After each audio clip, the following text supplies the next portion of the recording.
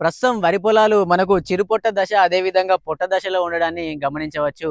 మరి ఈ సమయంలో మనం కాండం తొలచు పురుగు పైన సరైనటువంటి నివారణ చర్యలు గనుక చేపట్టినట్లయితే, మనకు పంట వచ్చిన తర్వాత పూర్తిగా తెల్ల కంకులుగా మారడానికి ఎక్కువ అవకాశం అనేది ఉంటుంది. మరి దీని నివారణ చర్యలు గనుక మనం గమనించినట్లయితే, ముందుగా మనకు కాటాప్ హైడ్రాక్లోరైడ్‌ని అటువంటి మందుని 2 గ్రామ్ పర్ లీటర్ నీటికి చొప్పున, లేదా మనకు ఈ క్లోరాంత్రనిలిపోయేటటువంటి మందుని 0.3 ఎంఎల్ పర్ లీటర్ నీటికి చొప్పున, లేదా టెట్రానిలిపోల్ అనేటటువంటి మందుని 1.5 ఎంఎల్ పర్ లీటర్ నీటికి చొప్పున గాని స్ప్రే చేసుకోవాల్సి ఉంటుంది. లేదా మనకు కాటాప్ హైడ్రాక్లోరైడ్ అటువంటి 4జీ గోళీలను మనకి ఎకరానికి 8 కేజీల చొప్పున, లేదా క్లోరాంత్రనిలిపోల్ అనేటటువంటి గోళీలను మనకి ఎకరానికి 4 కేజీల చొప్పున చల్లుకున్నట్లయితే ఈ కాండం తొలచు పురుగు యొక్క నివారణను సులభంగా నివారించుకోవడానికి అవకాశం అనేది ఉంటుంది.